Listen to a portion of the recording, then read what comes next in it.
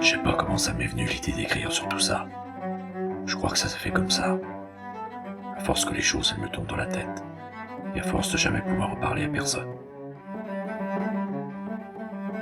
La nuit, quand il se met à pleuvoir, c'est comme si les souvenirs y sortaient du noir. Faudrait arriver à pas avoir de souvenirs.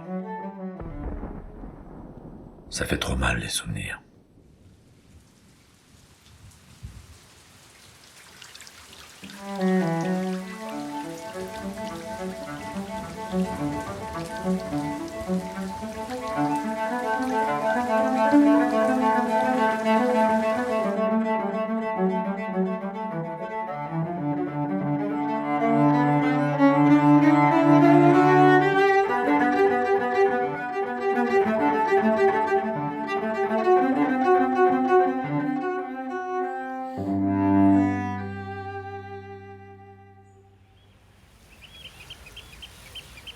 Pourtant, elle avait pas mal commencé pour moi, ma petite vie là-bas, dans mon pays picard. Entre le canal qui nous menait tout droit à la mer et la voie ferrée avec le bruit des trains qui passent.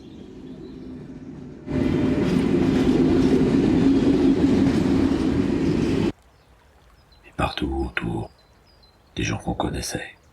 J'ai bien connu Thierry, puisque nous restions dans le même quartier.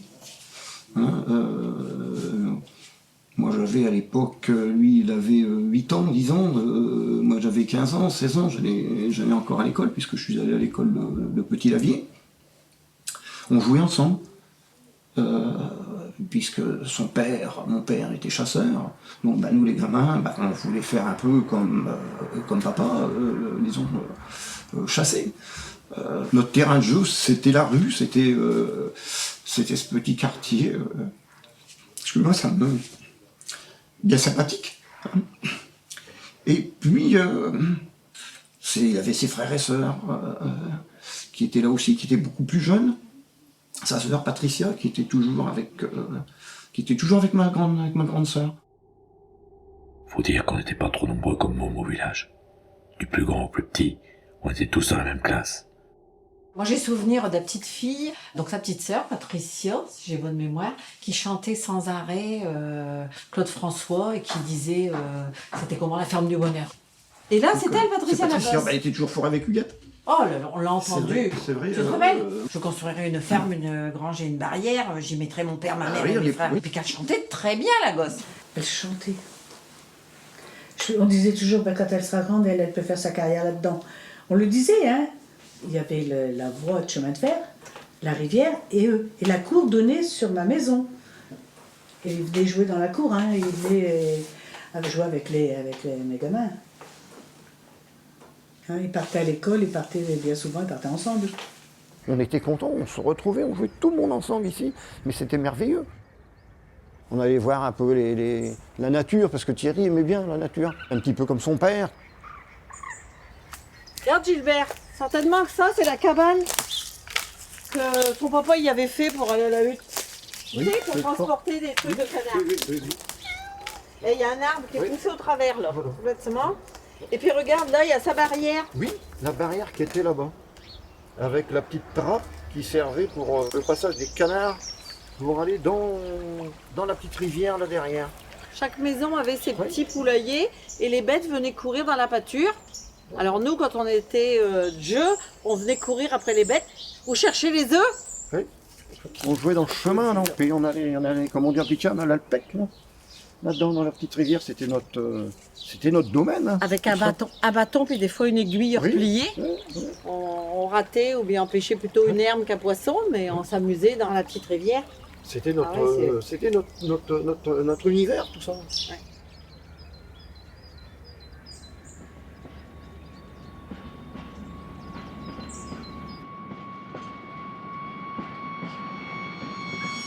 Mais moi je suis là à côté de Thierry. Puis ça c'était notre école quoi, qui n'existe plus maintenant. On allait faire des cabanes à droite à gauche, dans les pâtures, sur le bord des champs de roseaux, tout ça. Puis un jour, à l'école, l'instit était resté en lycée avec sa dauphine. Et il nous avait demandé de pousser la voiture. Puis nous, au lieu de la pousser, on la retenait quand on se mariait. Plus on la retenait, plus elle s'embourbait. Ils allaient attraper mais des petites, hein, les petites grenouilles dans la pâture. Forcément, c'était humide, il y en avait. Tous les deux, ils revenaient à la barrière. Alors ils m'appelaient, viens voir, regarde. Oh là là là là. Moi, je dis, sale garnement, foutez-moi le camp.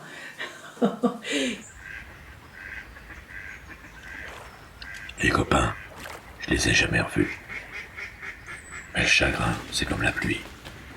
Quand ça vous tombe dessus, tout le monde va se mettre à l'abri.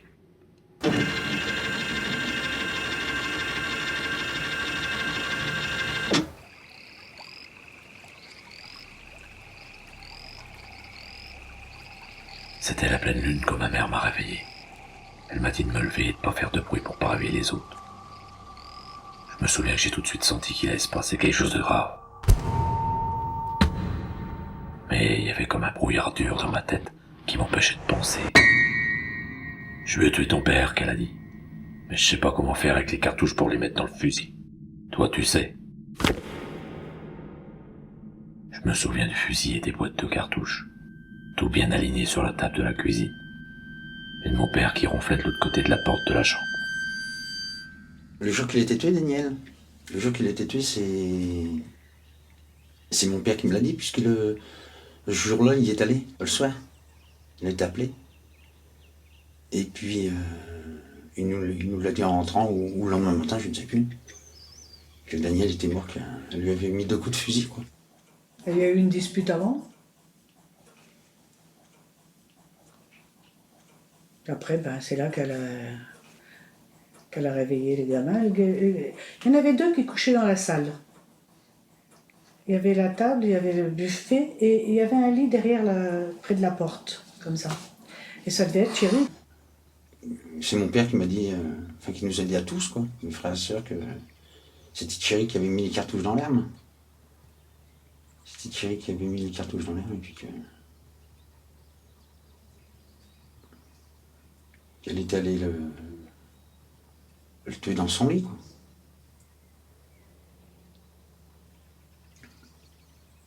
C'était un drame atroce à l'époque. C'était atroce.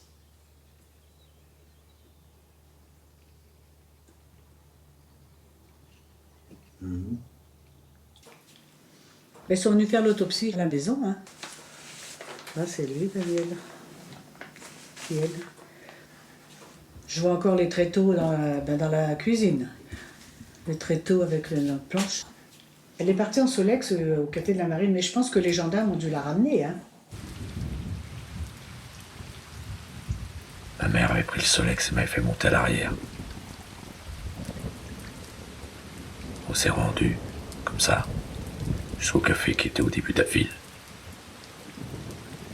Je me souviens de la honte que j'ai eue avec elle, qui s'est mis à dire bien fort pour que tout le monde entende malgré le bruit. Faut téléphoner à la gendarmerie, je viens de tuer mon mari.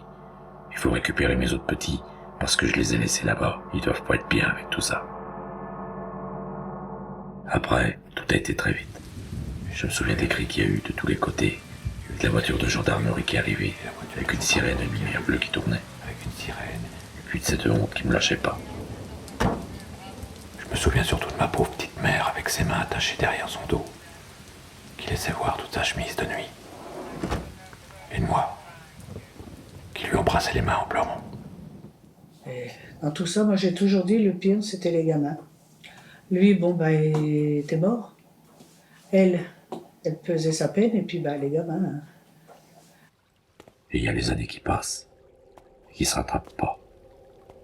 Parce que les bonheurs gâchés, faut pas croire, ça se rattrape jamais.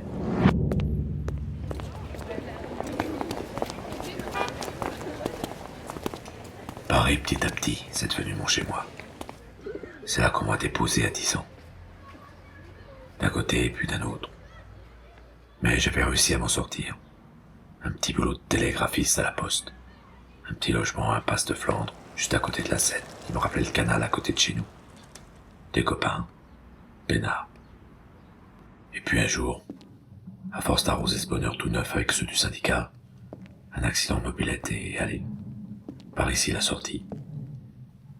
Me voilà parti pour 3 mois de coma. Après Après cet accident à la con, plus de boulot, plus rien. Et puis pour finir, carrément plus de chez soi. La rue. La rue, c'est d'abord tout mettre dans des sacs et jeter tout ce qui reste. Même des choses qu'on aurait pourtant bien eu envie de garder. Et fermer sa porte une dernière fois. J'ai connu Thierry en 1977. À cette époque-là, j'étais infirmière en réanimation et il a été hospitalisé pour un grave accident.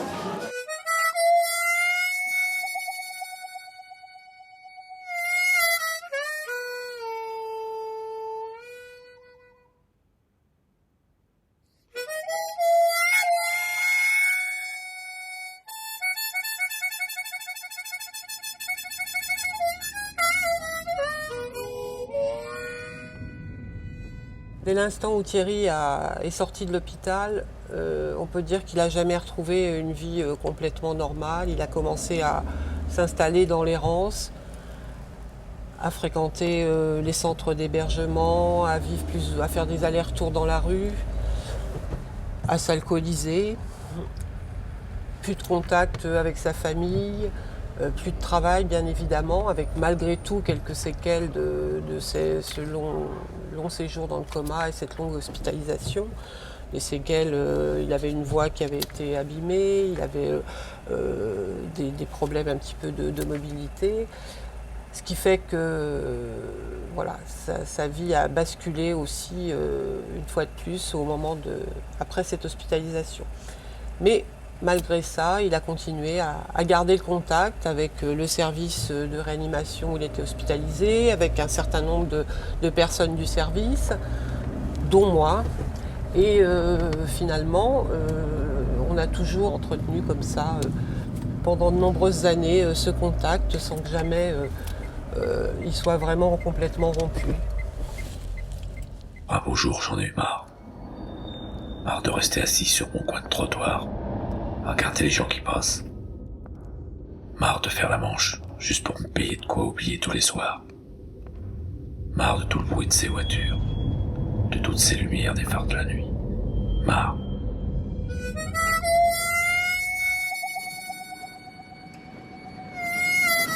Et je suis parti. Oust que je me suis dit.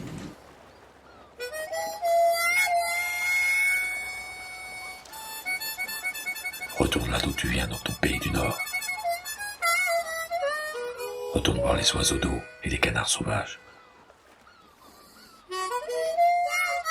Le train va t'y mener tout droit, lui qui passait juste à côté de ta maison. T'as qu'à aller sur la tombe de ton père, histoire de la nettoyer et de la fleurir un peu.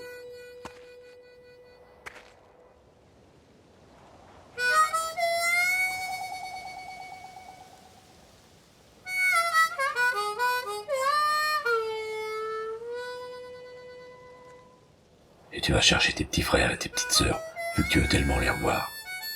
Il y a bien des gens qui te diront où tu peux les trouver quand même. On aurait dit que c'était plus le même village, avec plus les mêmes gens, et que les canards qui faisaient toujours autant de bruit. Alors je suis resté là, à les écouter.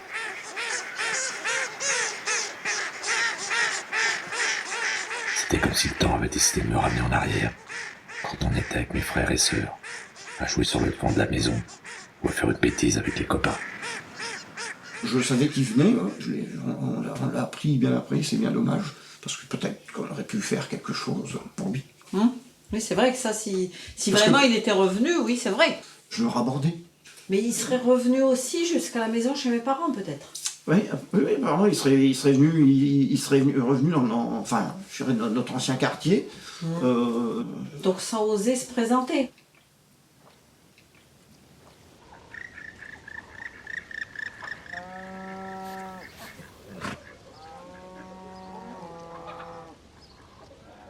Un soir, ma femme était dans la cour et elle voit arriver, quelqu'un qui avait vraiment l'air d'un clochard et qui lui dit « Est-ce que tu me reconnais ?» Alors elle dit non, pas du tout. J'ai connu Thierry petit, il allait déjà à l'école peut-être, hein. Plusieurs fois par semaine, il venait chercher le lait, comme c'était lui l'aîné de la famille. Parce que nous vendions du lait au détail aux gens du village. C'est vrai que le jour où il est venu là dans la cour, je ne l'avais pas reconnu, il a fallu qu'il me dise son nom. Hein. Il avait la barbe, et puis je ne m'attendais pas à lui ce jour-là. Il dit, c'est Thierry. Oh, c'est pas possible. Donc elle le fait entrer, et puis elle me dit à son tour, est-ce que tu reconnais ce garçon-là? Oh, la même chose, hein. Je ne l'ai pas reconnu. Il avait vieilli, sa barbe. C'était plus du tout le même petit garçon quand il était petit. Hein. Évidemment, on l'a fait entrer s'asseoir et on a discuté un petit peu. Alors il a raconté un peu son histoire, où il était, sur Paris, etc. Après, il me dit, je voudrais bien avoir un coin pour dormir. Et comme on était en belle saison, ça ne posait pas trop de problème. Je lui ai offert qu'il prenne une place dans le hangar qui est là à côté. Après, on l'a invité à manger un morceau le soir, et on a bien bavardé. C'est là qu'il a sorti ses papiers, me disant, tu vois, ça c'est ma famille, c'est ma sœur. Et il me dit, dans la région, je pourrais peut-être avoir des contacts, essayer de les revoir peut-être. Et je lui dis, demain matin, on verra ça ensemble si tu veux, je peux éventuellement téléphoner quelque part. Alors il a accepté tout de suite, il a déballé ses affaires là, dans le petit hangar qui est là à côté. Et puis le lendemain matin, on l'a invité à prendre le petit déjeuner. Et puis après, je lui dis, bon alors qu'est-ce qu'on fait là? Hier soir tu me parlais de tes petits frères, de tes sœurs, Et c'est là qu'il me dit, non. Il dit, écoute, j'ai réfléchi. Je préfère repartir sur Paris et je ne vais pas me compliquer trop, la vie. Tu sais, c'est pas facile, alors non. Et la conversation s'est terminée un peu comme ça. Nous avons encore parlé un petit peu de choses et d'autres, très peu du passé, disons. Et puis il est parti. Mes petits frères et mes petites sœurs, j'ai pas pu les retrouver. Non, j'ai pas pu. C'était trop tard. J'y croyais plus qu'avec les petits, on y arrive ensemble à s'en sortir. Il y a bien une chose qui aurait pu se faire, c'est que je retrouve au moins la hutte de mon père. Pour dire que j'avais un toit à leur mettre sur la tête. Mais la hutte, on aurait dit elle aussi, qu'elle n'avait jamais existé. Comme moi. Comme nous tous. Le but, c'était de revenir pour aller là-bas, puis essayer de la récupérer, puis qu'on disait que c'était pas possible. S'il n'avait pas fait ce geste, pas d'aider, mais je veux dire, de faire voir, mais à cet âge-là, qu'est-ce que tu veux? Il le dit, il serait corps avec son père, il irait à la hutte, il irait à la pêche, il irait boire un coup. Il le dit bien, et ça retrace. À mon avis, ce qu'il a écrit, ça retrace bien ça. Comme son père, il allait là-bas, c'était ça. D'abord, s'il recherchait ça, c'est qu'il avait un but c'est que ça lui a toujours tenu. Ça a toujours tenu.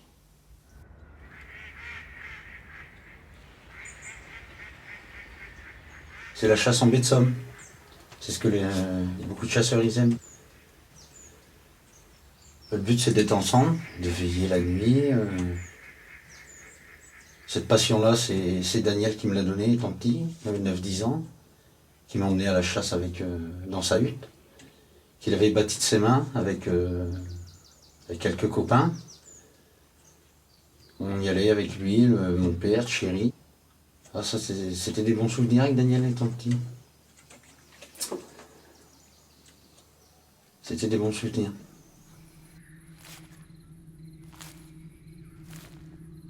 Ma hutte, ça non plus personne savait. Alors un soir, J'ai fait comme quand j'étais petit, qu'on partait, moi et mon père, à la tombée de la nuit pour aller à la chasse. Et là, rien qu'avec les bruits et les odeurs, je me suis dirigé. Et rien qu'aux arbres et à l'étang, j'ai su que j'étais arrivé à mon port.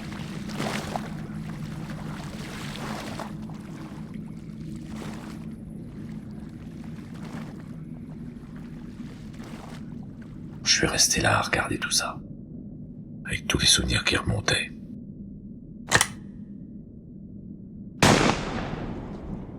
C'est comme si j'avais eu les yeux de mon père posés sur moi. Ses yeux, quand il s'est redressé droit dans son lit, et qu'il nous a regardés, moi et ma mère. Elle qui tenait le fusil, et moi à côté, comme un fils de pute qui bouge même pas pour empêcher ça. C'est sûr que il arrivait un moment, je pense qu'il arrivait un moment, ça a dû là-dedans, et puis il s'est retrouvé peut-être tout seul, abandonné, et puis là il a sombré, et puis là je veux dire, il s'est senti forcément coupable, moi je pense. Et Edmond m'a dit, il lui avait dit, j'ai mis mon chapelet de communion sur la croix de mon père, et je suis allé, c'est vrai qu'il dit le chapelet, tu vois, si tu vas au cimetière dans la vie. Ouais.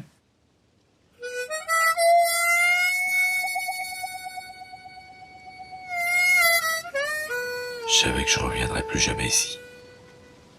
Dans ce village qui avait pourtant été le seul chez moi que j'avais eu toute ma vie. J'ai repris ma route jusqu'à Abbeville. J'ai attrapé le premier train qui me ramenait vers Paris. Et j'ai essayé de plus penser à rien.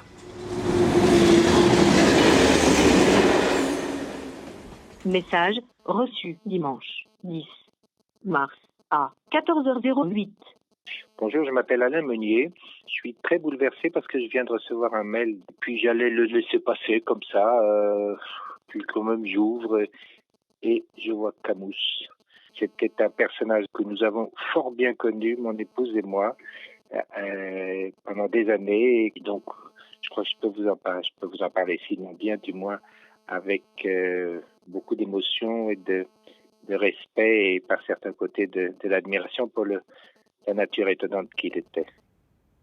Alors le début de cette rencontre, c'est dû à la situation de notre logement de l'époque qui avait un petit bout de terrasse qui donnait d'emblée dans les arènes de vitesse. C'est-à-dire qu'il n'y avait pas la rue, pas une cour, on était au-dessus des arènes et étant au-dessus des arènes, nous étions mitoyens d'un édicule qui était des toilettes qui devaient dater du 19e siècle. L'été, c'était un enfer absolu. Et l'hiver en question, ça avait servi d'abri à un type qu'on a entendu maugrer, marmonner, injurier la terre entière un matin. Alors, il faisait très froid, on ouvre les fenêtres, on se demande ce qui se passait, on va sur la terrasse, et puis là, on voit un type ramassé entre deux couvertures, des sacs, qui injuriait l'univers. J'avais cru m'en sortir, et je me retrouvais la gueule par terre, obligé de repiquer au truc.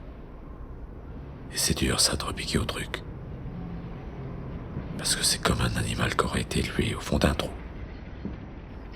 Il voit bien qu'il y a de la lumière, alors il va essayer de monter.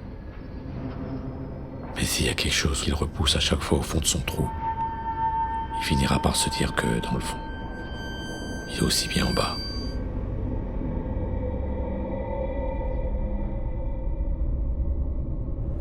Thierry, il a le parcours un peu classique de beaucoup de SDF, c'est-à-dire qu'il a eu dans sa vie un événement qui l'a amené dans la rue. Bon, il y a eu cet accident grave, on ne parlera pas de ces traumatismes de l'enfance.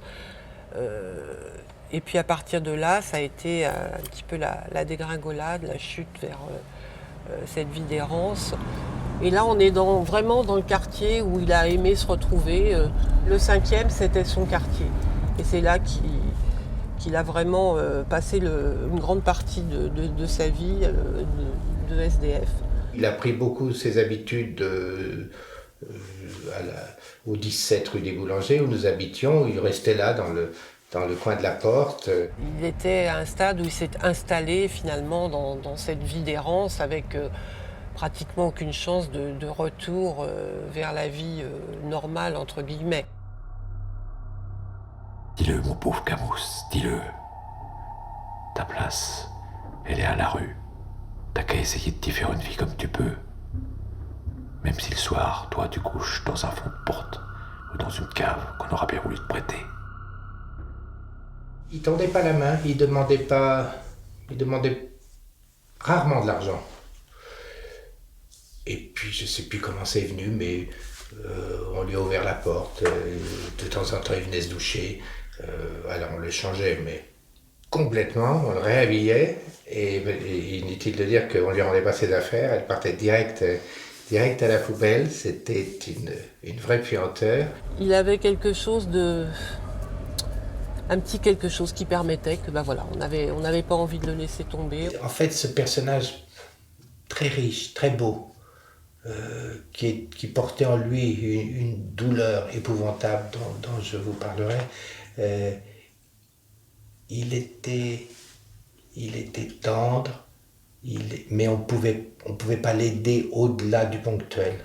Il avait créé des contacts avec tous les gens du quartier, les pompiers, le pharmacien, les religieuses qui avaient un petit centre où ils accueillaient des SDF. La fac de Jussieu, c'était un endroit où il aimait se retrouver, où il avait pas mal de contacts avec les étudiants. Il leur a même à certains moments servi d'écrivain. Il avait récupéré une machine à écrire, il leur faisait leur courrier, les étudiants venaient. Tout le monde l'aimait bien dans la rue.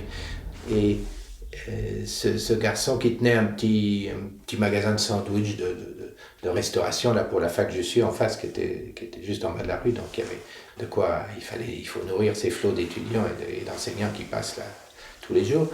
Et il lui avait trouvé un petit boulot, je ne sais plus de quelle nature, mais enfin, et puis au fond dans l'arrière-boutique, de quoi le coucher, voilà, sauf que au bout d'un certain temps, Thierry Camus a trouvé ça injuste de ne pas avoir, je sais pas quoi, ou le SMIC, ou de ne pas avoir telle reconnaissance, de ne pas avoir de fiche de paye, je sais pas quoi, enfin bref, il s'est senti exploité. Par moments, il avait des prises de conscience en se disant si j'avais pas fait ci, si j'avais pas fait ça, j'aurais peut-être pu. Il avait quand même des rêves qu'ont n'importe quelle personne, de fonder une famille, d'avoir des enfants, d'avoir une femme. Jamais il a pu concrétiser ça. Moi, ma vie, je la voyais pas comme ça. Mais qui c'est qui se serait vu en cloche quand il était tout môme? Je crois pas qu'ils y pensent, les gens qui nous croisent. À tout ce temps qu'il faut pour accepter de s'asseoir dans un coin et faire semblant de dormir. Rien que pour avoir l'air de faire quelque chose. Parce que sinon, il se dirait bien que c'est pas humain de laisser vivre ça à quelqu'un. Cet homme, je crois, au fond, dans son immense désespoir, a gardé de l'espérance, et le témoignage est là avec ce formidable manuscrit qu'il a laissé, que vous avez retrouvé. Il écrivait beaucoup son histoire. Il a commencé d'ailleurs par écrire tout ce qu'il a ressenti pendant la phase post-coma. Et puis il a raconté aussi sa vie, et notamment son enfance douloureuse. Et ça, c'était tellement bien écrit, tellement bien senti, que moi, quand j'ai fait à plusieurs reprises des interventions auprès d'étudiants à l'université, pour parler du parcours des SDF, j'ai pu utiliser son histoire pour que les gens comprennent qu'on n'arrive pas à la rue comme ça du jour au lendemain, que souvent c'est lié à l'histoire de l'enfance, comment s'est passée l'enfance, quels ont été les traumatismes. Et pour Thierry, c'est évident que ce qu'il a vécu dans son enfance a marqué toute sa vie, et certainement a contribué à ce que sa vie soit celle qu'elle a été. Le malheur, c'est rien que de l'injustice. Et l'injustice, ça peut commencer drôlement de bonheur. Quand on n'est rien qu'un petit môme et qu'on nous arrache à tout ce qu'on aime, à notre famille, à notre maison, à notre quartier, à nos copains. Ce jeune garçon de 10 ans qui sans doute dans la vie qu'il menait, qui n'était pas une vie d'enfant protégé, il devait avoir une conscience très aiguë de tout ce qui se passait, plus sans doute que des petits-enfants de 10 ans qui vivent un peu dans le coton. Et donc il a absolument eu la conscience que c'était son conseil, son geste, sa décision qui avait armé le fusil et en quelque sorte que c'était lui qui avait tué son père. Mais pourquoi que j'ai fait ça? Ouais. Pourquoi que t'as fait ça, pauvre fils de pute? Pourquoi que t'as fait ça? Oui, l'évidence c'est que c'est un homme habité par une immense fureur qu'il arrivait parfois à endiguer, peut-être à oublier, enfin consciemment, il avait le sentiment peut-être de l'oublier, mais elle était toujours là. Et parfois elle le dépassait, alors elle lui faisait faire des choses les plus folles. Alors il y avait heureusement des épisodes plus drôles. Il savait rire aussi. Il savait rire, il savait se moquer, il savait être tendre, il savait être juste, il savait être honnête, scrupuleusement honnête. Un jour, il avait emprunté 100 francs à Nick, il dit « je te les rendrai ». Et puis 2 mois ont passé à peu près, il est arrivé avec un bouquet de fleurs à la maison, et les 100 francs. Et puis, offrant son bouquet comme un prince. Les souvenirs, même les bons, ils font mal. Mon père, j'aimais le regarder quand il peignait ses tableaux. Je me cachais la nuit, et je le regardais par l'entrebâillement de la porte de la cuisine. J'aimais ça, rester là, comme ça, à respirer l'odeur de ses peintures. Moi aussi, j'en ai fait de la peinture. Alors il peignait quelquefois dans différents lieux, mais quelquefois dans un lieu que nous lui avions prêté aussi, que malheureusement nous avons dû lui retirer parce qu'il s'éclairait à la bougie et qu'il avait failli, alors qu'il y avait l'électricité dans le lieu en question, et qu'il avait failli foutre le feu. Il a peint énormément de façon quasi compulsive, il peignait toute la nuit. Et puis, moi-même, il m'a donné une de ses peintures qui était assez caractérisée de façon sombre, morbide presque. Donc, je crois que c'était aussi dans sa peinture, il y avait le reflet de son état d'esprit. Sa révolte était telle qu'elle ne pouvait pas être seulement une révolte par rapport à sa situation de clodo, sa situation de type de la rue, sa situation de quelqu'un qui avait perdu son boulot. On sentait que c'était quelque chose de beaucoup plus fort, de beaucoup plus que la... Comment dire? Il était dans la fureur. Il était dans la fureur. Il était pas dans la colère, il était dans la fureur. C'était fureur divine presque. Enfin, il y avait un côté comme ça, mythologique de sa fureur. Un jour, un peu de folie, il s'est pris à brûler toutes ses toiles. Et bon, c'était quelqu'un d'extrêmement sensible puisqu'il a su exprimer de façon artistique ses états d'âme à travers l'écriture, les photos, la peinture. Il se régalait à l'idée que des gens fassent de belles choses. Et quand il arrivait à la maison avec ses toiles, là il était lui aussi un artiste, ou même avec son manuscrit, il avait conscience, et ça c'est bien, il avait conscience d'être quelqu'un. Parfois, je me dis que moi, c'est pas pareil que plein d'autres. Parce que moi, j'ai fait quelque chose de cette chaîne de vie que là-haut, on m'a donné. Et c'est quelque chose, même si c'est pas grand-chose, c'est quand même un vrai témoignage. Il était tellement lucide sur lui-même, tellement lucide sur sa condition que s'il était en confiance, il savait accepter tout ce qui pouvait ne pas être pris de lui. Et puis, alors on a eu ces grands moments où il venait parler, alors il écoutait la musique, il était fasciné et par le métier d'Annick et par le mien, le fait que je sois violoncelliste. Où tu pars? Il me voyait partir avec mon violoncelle. Tu vas encore partir? Est-ce que tu reviens? Enfin bref, il était avec cette voix assez typique des gens de la rue au bout d'un moment. Et il y avait un vrai lien.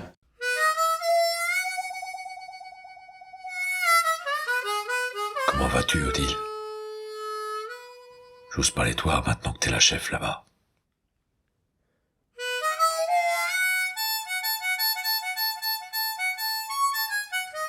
je suis même allé jusqu'à Picpus. J'étais à 2 pas, mais j'ai pas osé rentrer. Je me suis installé au coin de la rue et j'ai guetté tous les gens qui passaient. Comme si la vie tout d'un coup allait me faire un cadeau et que j'allais voir débouler quelqu'un de ma vie d'avant qui me dise « Salut Thierry ». Alors après, je me suis bien engueulé. Ça sert à rien toutes tes rêveries que je me suis dit, et de repenser au village et à ce que ta vie aurait été si t'avais pas fait ce que t'as fait. Parce que c'est sûr, je serais resté au village. Alors qu'il est, je serais sans aucun doute marié, et j'aurais des enfants. On serait une petite famille heureuse. Je travaillerais avec mon père à l'usine, on ira à la chasse, et à la pêche ensemble, comme quand j'étais petit. Et toutes les familles se retrouveraient le dimanche, comme on le faisait dans le temps. Il y en a qui s'occuperaient des grillades, et d'autres de la bière. Ça sentirait bon partout.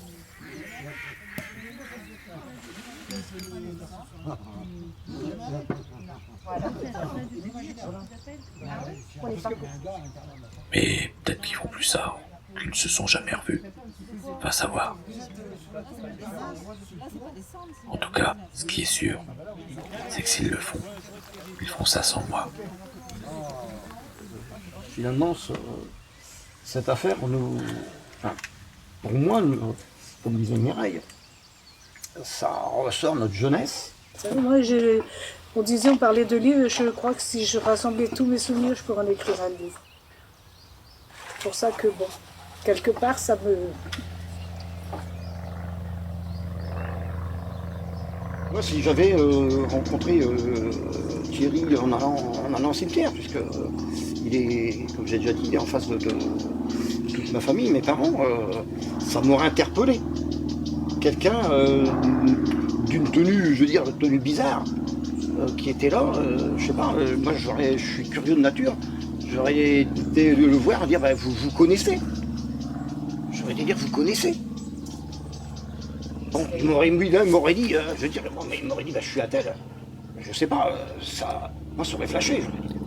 Puis j'aurais approfondi, là, bah, quand c'est comme ça, je veux dire, quand tu discutes avec quelqu'un comme ça qui te dit, bah, je suis le fils d'un tel, et que tu connais l'histoire, que tu connais, tu sais ce qui s'est passé, je veux dire, j'aurais gratté, posé une question. Peut-être qu'il m'aurait parlé, ou alors il serait, je sais pas, mais je pense, je lui aurais dit d'abord qui j'étais, puisqu'on a joué ensemble, je veux dire, et là, ça aurait peut-être ouvert, je sais pas, une porte, un lien. Un lien, peut-être, je sais pas moi comment, je sais pas ce qui serait passé. Parce que c'est regrettable, moi je regrette, c'est ça, qu'on n'ait pas pu se croiser à un endroit, pratiquement près du but là, qui était là, qui venait, comme toi, tu t'allais là-bas, t'allais au cimetière, t'allais, comme d'autres personnes, je veux dire. Moi Thierry, je l'ai vu sur le pont, mais je l'ai pas reconnu. Mais forcément. 2 jours après que... Mais forcément, j'aurais pu le croiser aussi. C'est peut-être 2 jours après que Gérard m'a dit, Thierry, il était sur le pont. J'ai dit oui, j'ai bien vu un gars, mais... Moi, je passe devant le cimetière régulièrement. C'est ma ligne directe principale de circulation, donc je suis à peu près sûre l'avoir croisé. C'est vrai que c'est pas évident et on n'a jamais pu faire le rapprochement que c'était Thierry, puisque j'arrête pas assez au cimetière pour savoir s'il était devant la tombe de son papa. Moi, je l'aurais pas reconnu, c'est certain. Bon, peut-être que tu sais, en dévisageant un peu plus, tu retrouves des traits, mais autrement... Mais lui m'aurait reconnu, hein, parce qu'il y a eu trop de choses à la maison avec eux. Hein. C'est vrai qu'on était un quartier... On était un village dans le village. On suffisait. Un hameau dans le village. Mon père, il était toujours avec Daniel. Voilà. Je les ai connus tous les 6, moi. Moi, je les avais jamais revus. À part une fois de Thierry, je vous dis, sur le pont, mais bon, je ne l'ai pas reconnu. Mais... Autrement, je les avais jamais revus, les autres. Jamais. Ils sont vite partis, hein, Madame Dupont. Ça n'a pas duré longtemps. Hein. Ils sont partis aussitôt. Lendemain. C'était fini. Je les reverrai maintenant, je sais pas ce que je ferais. Oui, quelque part, t'as un petit passement au cœur, quoi. Comme Mireille, ça nous rappelle plein de choses, quoi. Quelque chose. Des bonnes choses, des mauvaises choses, quoi. Excusez-moi.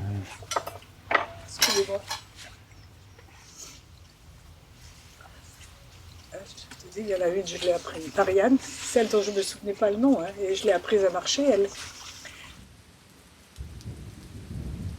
La nuit, quand il se met à pleuvoir, c'est comme si les souvenirs y sortaient du noir, où j'essaie de les enfourner. Ça me donne envie de chialer. Comme quand j'étais tout môme, après ce que j'ai fait et que j'ai passé ma vie à le regretter, et que j'ai compris qu'il y a des chemins qu'on prend, et qu'on peut pas revenir pour en choisir un autre. Que ça, c'est pas possible.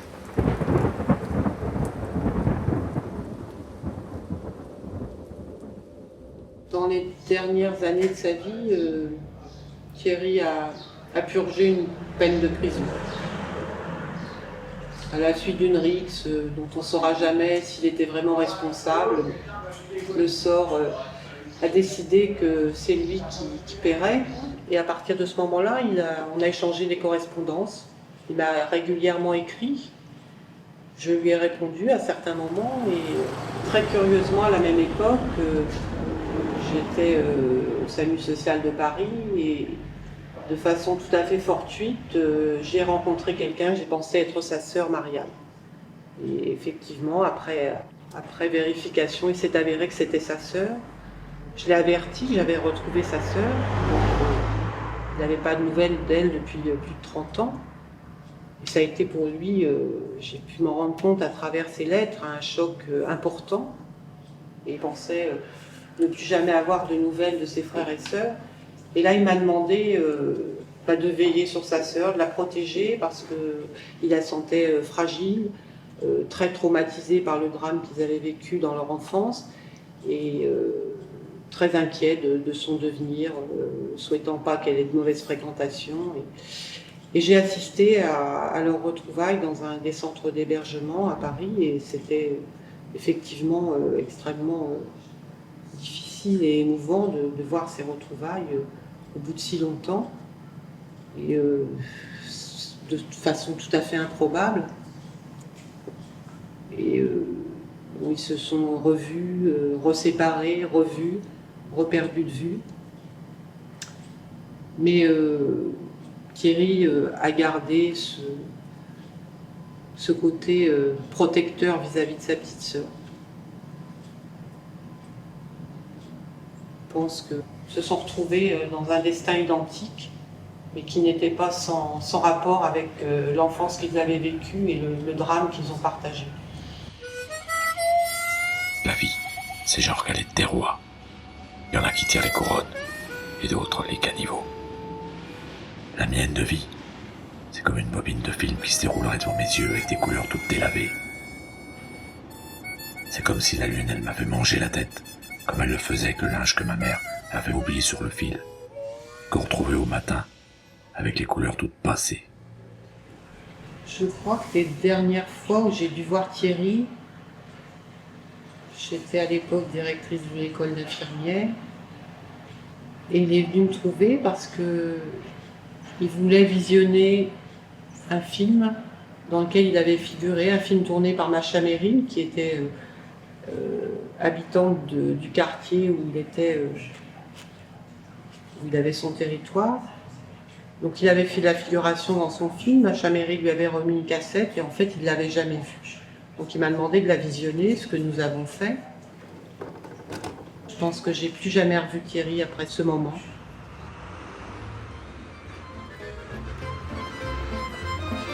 Salut Camus, comment ça va? Bonjour mon petit gars. Il fait beau, hein? Hop là! Hé, relève-le, oh! J'aimerais ça que vous connaissiez toutes les deux, Macha et toi.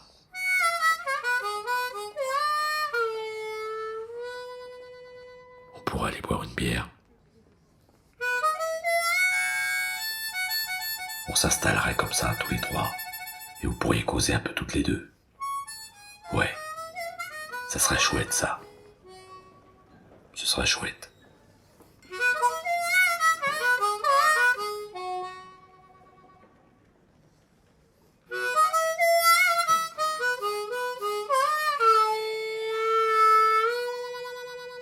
voudrais pas mourir. Je voudrais que la vie s'arrête jamais.